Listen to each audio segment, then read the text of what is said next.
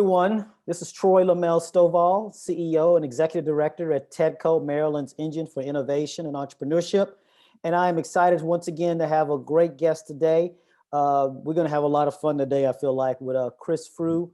He is the CEO at Workforce Genetics and the President and Managing Director at BioBuzz. So Chris, thank you for what you do for the ecosystem here in Maryland, most importantly, but spending a few moments talking to us today at TEDCO Talks. Hey, thanks for having me, Troy. I'm looking forward to it. Cool. So, I'm an old track guy. I still pretend to do some stuff, and so I like, you got to kind of stretch and work and kind of stretch before you get into the whole thing, right? So let's do a couple little stretching exercises. So let's first talk about, if I can, just like, so people can get to know Chris a little bit better. Tell me, I'm gonna ask a little bit. I'm gonna do the whole tell me a movie you really enjoy. But also, Chris, tell us a movie that you're like, ain't nowhere in the world I'll ever see that movie. Why did I go see that movie? Yeah, I'll have to think hard about that last one. But I guess one of my favorite movies is The Martian. I don't know if you've ever seen that. It's with Matt Damon. He goes and they leave him on Mars by accident. Yep. But it's one of my favorite movies for a couple of reasons. One, I love that exploration. I think that in the heart of my personality, I just anything to do with exploration, I love.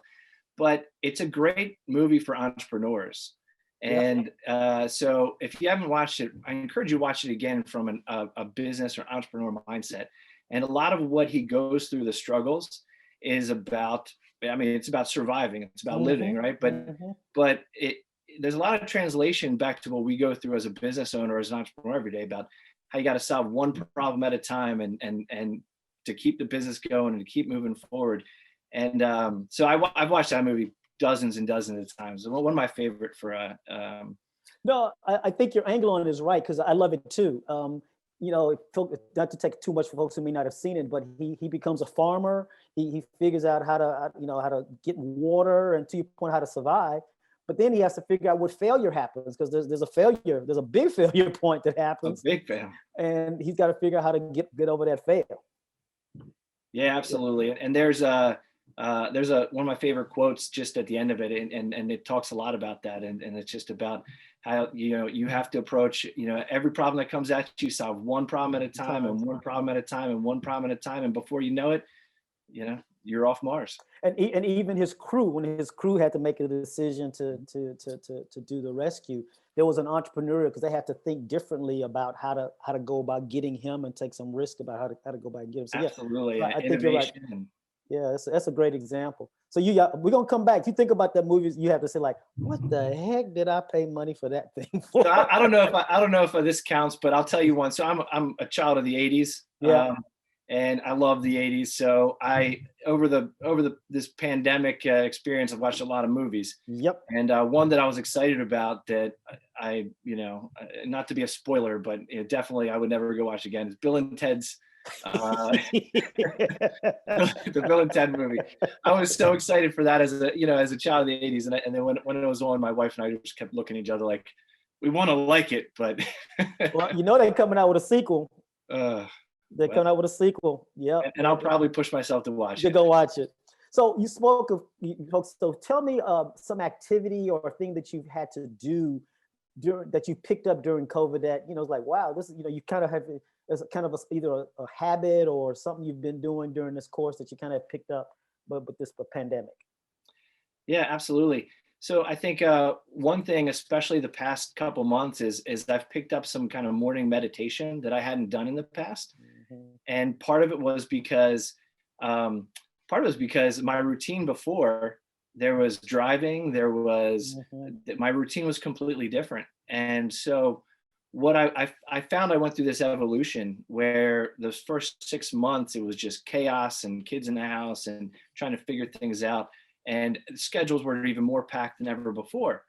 And as I kind of continued to evolve through this past year, I realized how I actually had more time in my schedule and I needed to be more mindful of it. So I've dedicated some time every morning that I didn't used to do. And maybe I did, it was just drive time that I would use for that kind of self-exploration.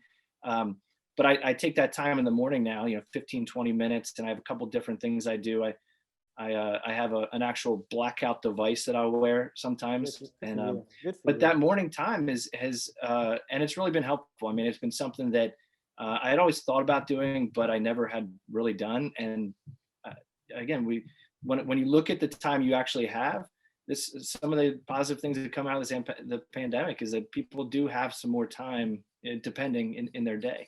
No, I know that's right, and I have the same sense, and I've done some of the same types of things, and you know, I'm a big person in the words, and I actually don't think we should be talking about when we get back to the normal, get back to what was, because if we go back to what was in February of last year now, there were just things that weren't right, and so the question is, what's this new? Yeah. And as we go to this new or this new normal, what are some things that we can take from this isolation that we've been in as we move back to more socialization? I love that, Troy. The new. So let's a little bit more about Chris, and just a little bit of your journey and how you got to BioBuzz and Workforce Genetics, and how you got to this point, and tell folks may not be aware of BioBuzz and Workforce Genetics. So let them do a little bit of advertising on that too. Sure. I'll give you our commercial. I guess I'll start with that, and then I'll take a step back into some of my stories. So Workforce Genetics is a life science search firm. We specialize in helping growth stage or venture-backed biotech companies and life science companies really attract the talent they need, whether it's the scientific talent or the leadership talent. So we work with two types of companies: that kind of growth stage market where you're really building that first team and expanding the company, to what I would call high growth companies. Yep. So in our market, they're companies that are adding 50, 100 plus jobs, right? So those companies definitely need some extra help and some extra outreach into the market. So our approaches are different for each.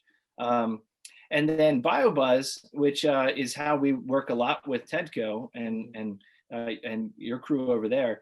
BioBuzz is a biotechnology community and media platform. So we started 10 years ago, actually, which is crazy for me to think about, that we're a decade old. But we started as just a networking event, as an opportunity to bring people together in the workforce. And we actually came out of the recession. So we think there's a lot of juxtaposition to what I've gone through this past year and kind of where BioBuzz came from. But back in the first recession, or my first recession, at least I should say, my clients, I was in staffing, they couldn't use me. They didn't have the money to use me. So I started throwing out these happy hours and said, you tell me who you want to hire. I'll invite them, pay for their drinks. If you meet them, no fee, no harm, take them. My CEO wouldn't yell at me for giving away free talent.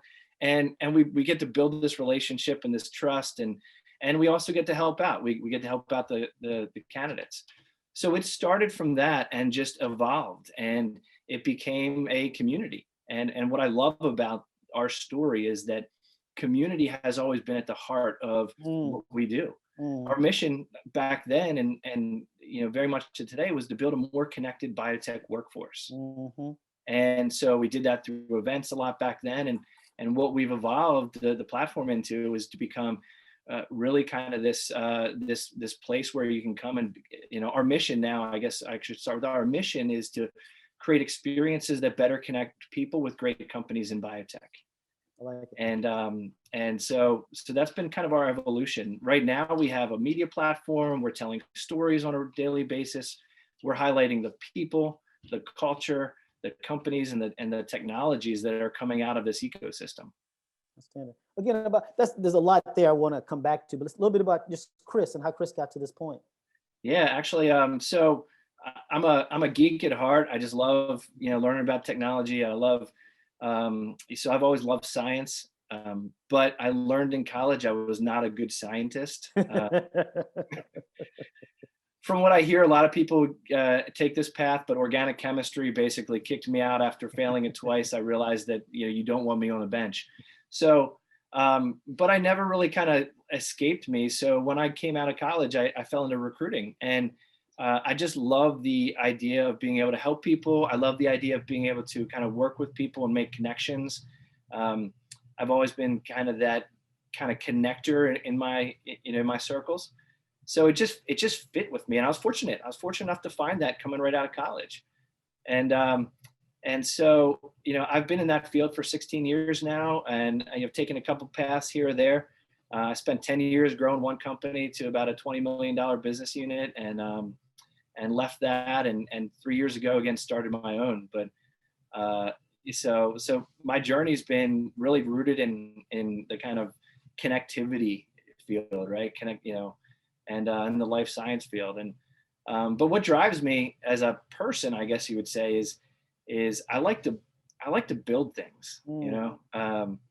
My dad has a storied career in construction and has built large buildings, and is renowned in his field for being able to build very large complex buildings. And I feel like the part of his DNA that I took away was that kind of construction DNA. But what I like to build is community. I like to build communities. I like to build companies, and I like to I think I do my best to trying to build my careers for my people. That's outstanding.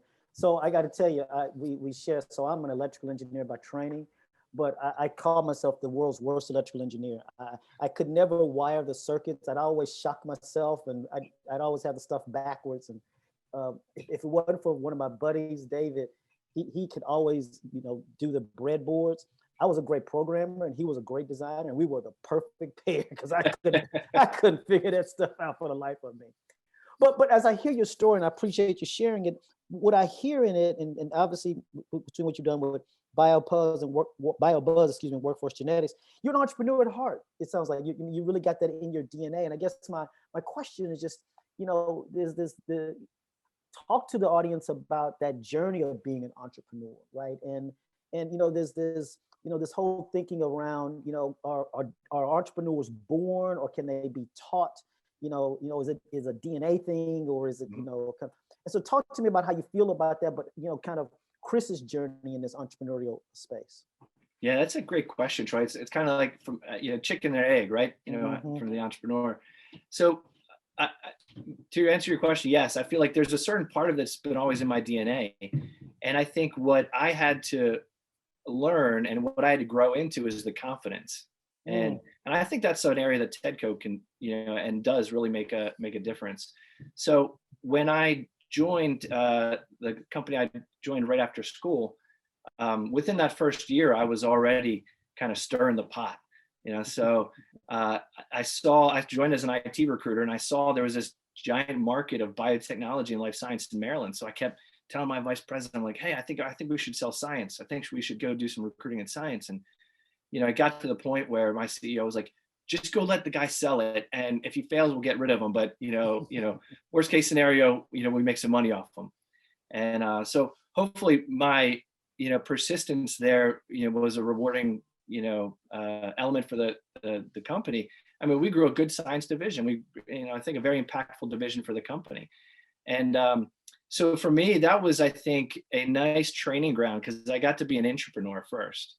I got to learn a little bit about what it takes to come up with a business plan, and to identify a market, and to have accountability. But I had a little bit of a parachute, because there was a whole company built around me. You had to take on all the risks, but you took on the some of the risks. You had some of the risks, but not all the risks of a traditional entrepreneur.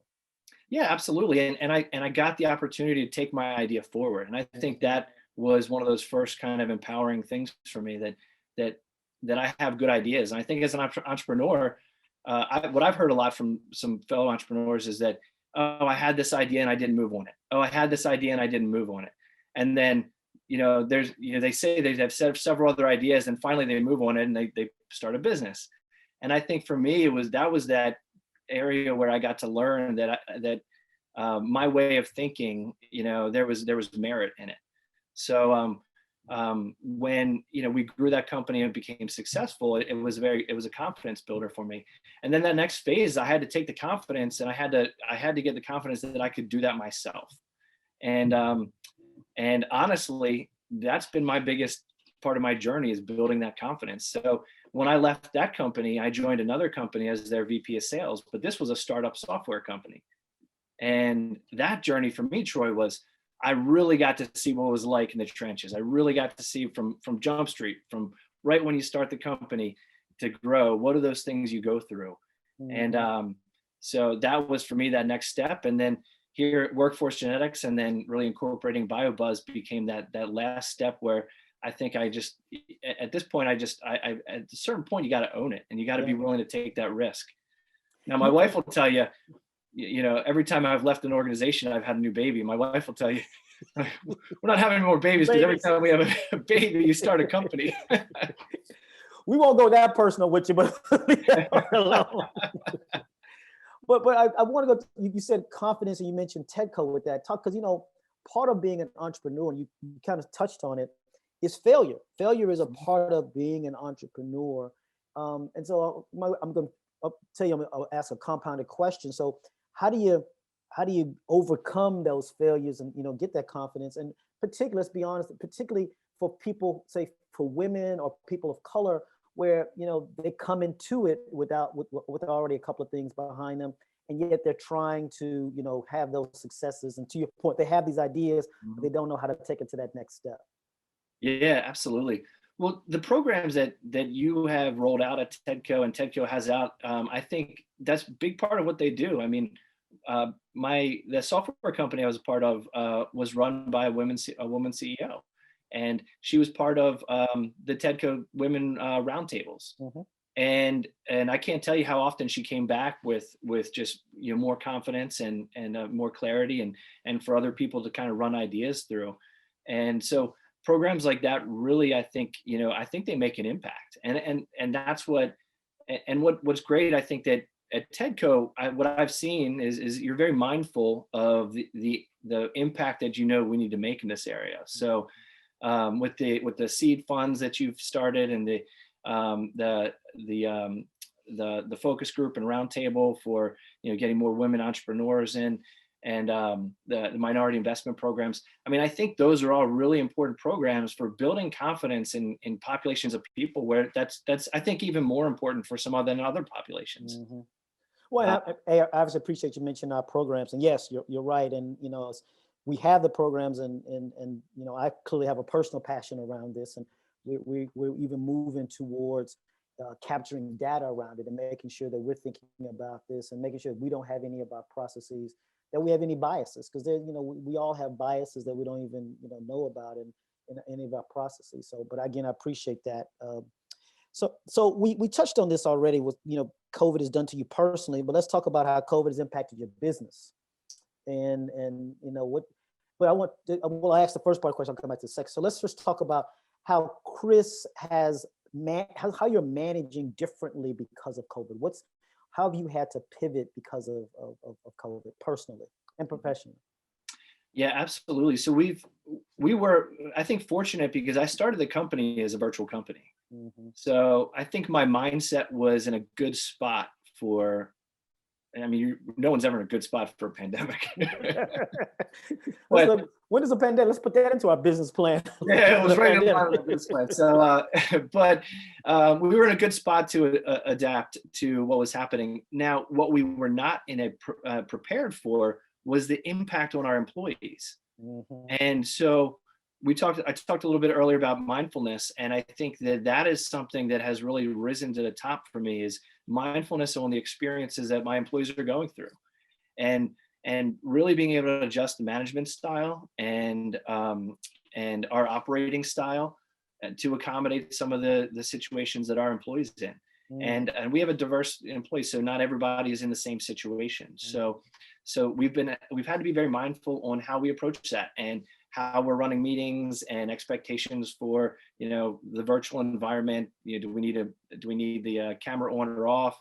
You know, what meetings do we not need to be on virtual for? Because I think we all went to these Zoom meetings and stuff, but when people have kids in the background or certain environments, that's more stressful for them. So, you know, allowing the discussion to take place and saying, hey, what type of a, you know, work environment can we create? And having those conversations with employees, like, hey, what's going on at home? All right, so when we meet, is it better for you if we do a phone call?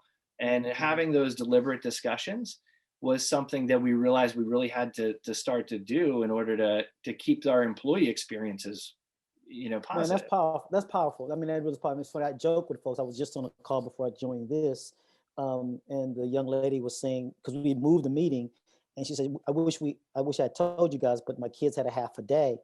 And I told her, look, we're at a point now in this thing. We got to stop apologizing when the kids break into the thing, or when the dog jumps in, or the cat. We get the cat's butt in the middle of the video. You just got to stop apologizing, because we're all in everybody's homes. We're not in your home. We're in your home, and we have to accept that. But I like I like the intentionality of what you're doing. What you're doing. That's outstanding. I have a good quote from one of our clients, Troy. He's a CEO of an immunotherapy company, and he said, I've never seen my employees less, but been more closer to them than I am today. I love that. No, you're right. You're right. So talk about the business. How has this impacted the business? Yeah, absolutely. So, part of BioBuzz's business was events. That was a big part of it. And honestly, I really miss that. I mean, I miss seeing our community. I mean, at least once a month we would get together, and we'd have 100, 150 people out and getting together. And it was a great way to keep relationships and stay connected and hear what's going on. So I mean, I miss that personally. But that was a core part of our business. So we had always intended to do more virtual, webinars and things like that. But I think this pandemic, what it did is it really sped that up. I mean, it forced us to quickly evaluate, how do we take our experiences online? And experience is very important. It's a very important word for our company. We talk about how we're an experience company. We're not a recruiting company, or a publishing company, or an event company. Yeah. We're an experience company. So we throughout this past year, we've really taken a lot of accountability on how do we create those experiences. And so it's also helped us better merge BioBuzz and this platform of job seekers and regional talent and professionals in the biotech industry with our services of connecting them with employers. So we have, we've rolled out virtual recruiting events, where we're now hosting virtual recruiting events for, some of the top employers in the area, like, Emergent Biosolutions and Novavax and Lonza. And it's really, it's made a difference. I mean, we're reaching a larger audience for them and helping them meet some of their, very high, goals for hiring.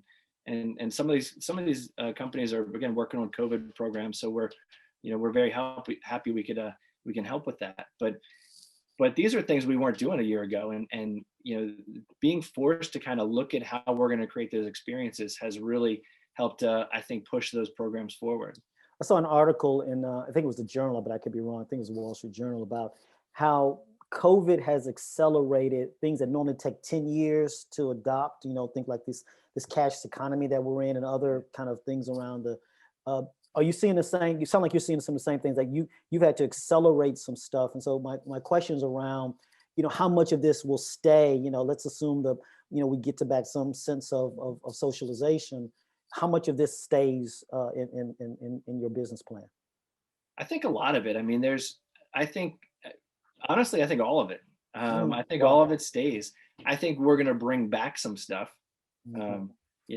As you mentioned, we're not going to bring back the stuff that didn't work or that was bad, but we're going to bring back some stuff because we do, miss the people and the face-to-face. But I think a lot, everything we've brought on, we're going to keep, and that has been intentional as well. So we're trying to make decisions not just short term, but based on long term. And we see from an employer standpoint, to speak to kind of what employers are going through. Mm-hmm. It's forced employers, and especially for hiring, to think differently about what's that candidate journey, what's that candidate experience. So it's kind of like buying a car, right? When you go buy a car, most people want to touch it and kind of smell the leather and have that experience with it.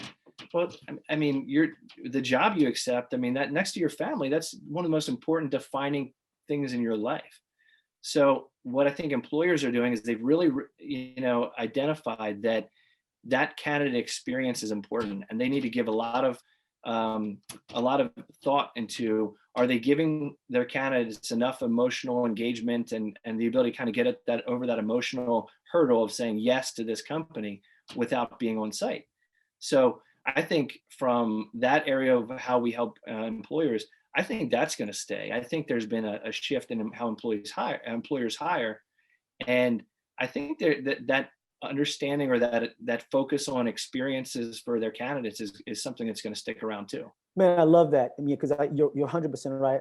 I use the word talent management, but there's a whole process of how you identify talent, onboard talent, recruit the talent. I mean, and your point, how people see what you do before you join an organization gives them an indication of what it's going to be like as part. Because you start to exemplify your culture as part of the process. The experience. I love your word experience, and so you're extending that experience. I think the traditional was show up, you interview you, and you bring you in. You're making an argument. No, we need to extend that culture to you so you see what it's like before you join. Absolutely. Yeah, we need to push that out. We need to get that experience happening earlier through video. Our virtual recruiting events are great because you get hiring managers to engage with people, and it creates video that they can share with people after the event. How you engage them, like your cadence of engaging. I mean, I think all that's important. And we used to sell that 3 years ago, because in the biotech industry, there's a shortage of talent. There's it's hard to recruit. Again, it's going through a boom right now. So we've been saying that for a while, but I think that the pandemic, the virtual environment, has really forced a lot of adoption. And again, for the long term, people are saying, yeah, this is the right way to go. Good for you, man. Good for you. Again, it's a big part. I think particularly you mentioned the growth companies before they become high growth. The notion of thinking about talent management is not something, because they're so used to just growing the company, getting the money and growing. But you're arguing, no, thinking through your talent and making sure you've got the right talent is will lead you from a growth to being high growth. And telling that story too. So you got to tell that story so that people, even earlier in the funnel. So you got to get better at telling your story and the why, right? Mm-hmm. What's the why? So that people notice you earlier and they start thinking about you earlier, because that education process is now longer, right? So people are following you and staying educated on what you're doing before they can kind of take that. I love it, man. I love this. So I want to actually go back to something you said earlier, and you talked about the notion of a connected community. And you and I talked about this. So I want you to tell folks, what that really means and how and the role that BioBuzz is doing to trying to bring that connectivity to happen. Yeah, absolutely. Yeah, I think you and I think we've got a lot of similar mindset around this, and I love a lot of the visualization you have and how you talk about what you see TEDCO's doing and to bring that connectivity together. I think BioBuzz, when we started with these in-person events, because we felt that connectivity was so important, and especially for job seekers, it's often the second degree that gets you the job. Yeah, and that second degree connection, but what we found is that driving, it's hard to get someone to drive from Montgomery County to Baltimore, right? I had this exact conversation earlier today. Yeah. People have joked, said, hey, you need a passport to drive up there, and it's the longest 45-minute drive in America. And yep. But that's when we think about our ecosystem, and I think you and I talked a little bit about this. I look at us as kind of like a constellation ecosystem, right? We got a star up in Frederick, a star in Baltimore, we got DC, Montgomery County, Harford County. And once it's all connected, we've got this amazing, bright, ecosystem that just shines in the sky. But being able to connect it is that's the key, right? So how do we connect it? So I think our small part that we try to play was always those events. Like, let's get people together. It's evolved from there to let's make sure we can tell the stories. So BioBuzz tries to tell a lot of people's stories and profile people so that people know who's around, like know who the leaders are, know people are doing interesting things. And as we continue to grow, I mean, we're building out a talent community piece, which we beta tested about 2 years ago, and we're going to bring it back as another way to, again, try to shorten the distances and shorten the distances from those people from, because when you're in a dense kind of more nucleus oriented ecosystem where you're like where you're all built around an urban area, for instance, the psychological decision for me to make an introduction to you is very low, because I know you can just go pop over the coffee station down the street and see somebody. Mm-hmm. But even just to make an introduction, if I'm like, oh, well, how likely is it Troy's going to drive down to, DC to meet this person, or, so even just networking is different in a larger kind of a more vast ecosystem like ours, that we found. So yeah, anything that we can do, and we want to be innovative, and we want to work with our partners like you all and the other groups in the area to try to continue to tackle that. No, and you and I agree on that. I mean, using your constellation, you continue to space. And I grew up wanting to be an astronomer, so I have full appreciation for your analogy.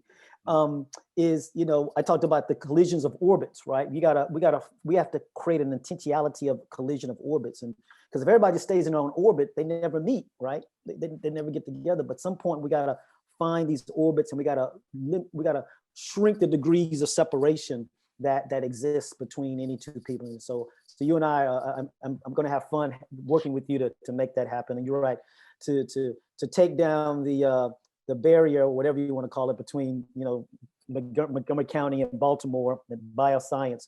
We got to do, because that just is going to grow Maryland, and that should be the goal. If we all can focus on that goal of growing Maryland, we can all become bigger and better because of that. Yeah, I love that. I love just the visual too, like shortening the distance between people, and I also think, again, not to continue to plug TEDCO, but those programs like the roundtables and the intentional ways that you bring entrepreneurs together and CEOs together. I mean, that's the foundation for it. I think that all these things have to start with the ground game, right? Mm-hmm. Whether it's a virtual ground game or there isn't going to be just one solution that does it. So the ground game and making sure that there's alignment and everybody knows, hey, we have to focus on this and make this something that's a part of our plan and part of our culture. No, I think I know you're right, and that's going to be hard. I mean, this is the ultimate contact sport, right? This is a contact sport, and you got to be willing to hit. Well, look, man, I really appreciate your time. Anything else you want to share with our friends here on the TEDCO Talks family? No, just that come sign up for BioBuzz and check out what we're doing. And we love having this role as kind of the herald for the regional biotech industry. I mean, I think it's something that we're passionate about. Reach out to us if you have a story to tell too, because that's what we're here for. I mean, we're not like the Washington Post or the Sun. I mean, we're very much. I often tell people, like, kind of patch.com type style. Like, let's get your stories out there. We want to tell people whether you're a bench scientist or an entrepreneur. I mean, because that's the stuff that, as job seekers, it makes it exciting. And Maryland is an amazing industry. It's an amazing state with a lot of amazing industries. So absolutely, we're fortunate that we get to be in a role that we can share those stories, and we're getting attention too, Troy. I mean, we're seeing a lot of traffic from outside the area that are coming here and using BioBuzz as hopefully a kind of a litmus test for, hey, do I want to relocate to Maryland? So yeah, my ending message would just be that: just don't be a stranger, reach out, sign up, and make sure you check out all the amazing things that the entrepreneurs that are funded by TEDCO or out there on their own, either way, that they're doing, because there's some amazing stuff happening. Absolutely. Well, man, thank you, man. I really appreciate you. Looking forward to having more fun together and making some orbits collide in this constellation. I love it. Looking forward to it. So this is Troy Lamel-Stovall, CEO of TEDCO. Again, thank you all for joining us today. Chris, thank you for your time. And like I said, thank you for your commitment to building a better Maryland. So again, we'll talk to everybody again. Take care. Thanks, Chris. Thank you.